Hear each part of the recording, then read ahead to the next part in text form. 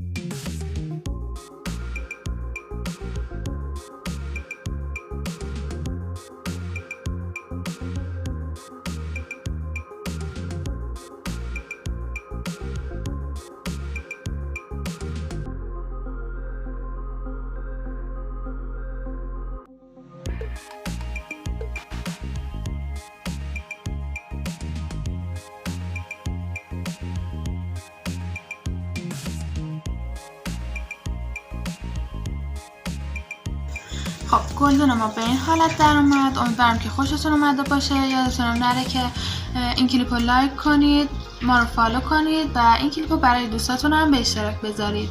ممنون که ما رو نگاه میکنید. خدا نگهدار.